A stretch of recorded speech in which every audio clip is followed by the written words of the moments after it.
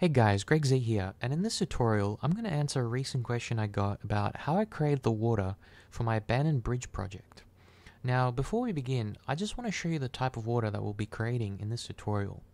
So here I've got a couple reference photos that I took at a few different locations, and you can see that all of these have relatively flat bodies of water without much movement, so we're not really seeing any strong crashing waves or foam or anything that might require a complex particle simulation. So we can actually get away with a really simple technique and use a bit of Perlin noise to emulate the subtle bumps and ripples that we see in these kinds of environments. So for this tutorial, I'm going to use Maya and Redshift to render out the water, but you should be able to follow along with almost any other 3D application as long as it gives you some sort of Perlin noise generator.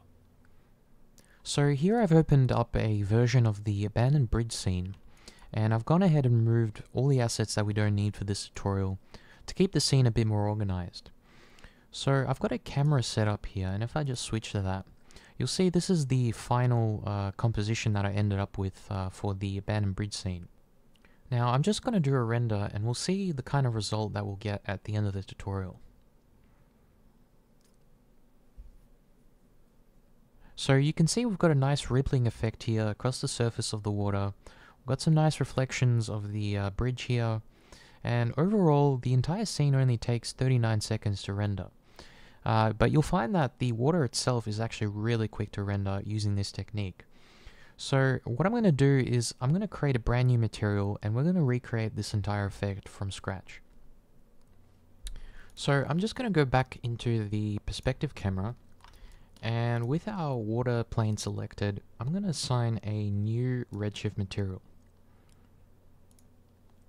And I'm just going to open up the hypershade, and I'm going to graph that material and collapse the material node down.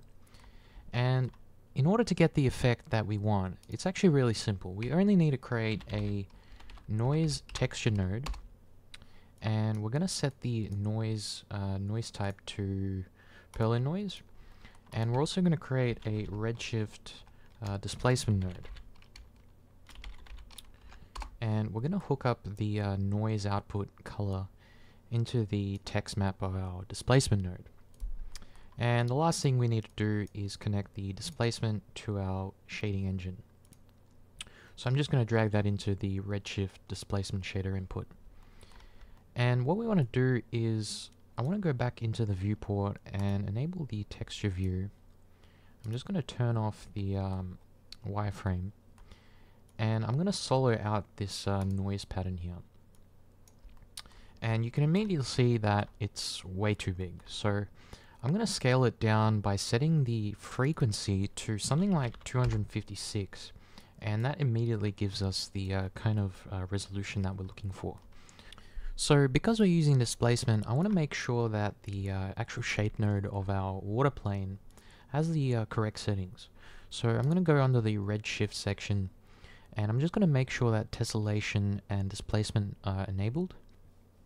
Now, because we're using such a big plane here, it's a good idea to turn on adaptive subdivision, as that's going to make the tessellation a bit more memory efficient and only subdivide the water plane the full amount as it gets closer to the camera. So the next thing we want to do is start to dial in the settings of our redshift material and give it certain settings that will make it look a bit more like muddy water. So I'm just going to go ahead and set up a IPR render. So I'm just going to frame up a certain part of the water here, something like that. And in the render view, I'm going to make sure that our test resolution is set to something like 50%. And I'm just going to start an IPR render. And you can see that with the settings we've given it so far, it's starting to look already like some of the water that we saw in the reference photos. So what I have to do next is introduce a bit of refraction into our redshift material here. So the first thing I'm going to do is I'm going to set the IOR value under our reflection settings to something like 1.333. And you'll find that this is a pretty common setting to use for CG rendered water. The next thing I'm going to do is I'm going to set the diffuse weight all the way down to 0, as we're going to make the entire water plane almost fully transparent. So I'm going to set the refraction weight all the way up to 1, and that's already giving us a more water-like appearance. And the last thing that I want to add in is a bit of subsurface to make it a bit more muddier and a bit cloudier in the middle here. So I'm just going to set the absorption scale to something like 0.03, and I'm just going to change the transmittance color here and give it a slight yellow tint.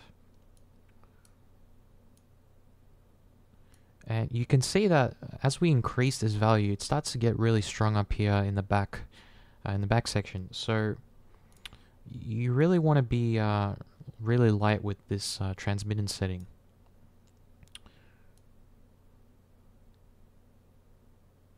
And you can see that as we turn down the actual value of our color, it starts to get much darker. So depending on the kind of look that you want, you can really play with these values and get the exact kind of water that you're after.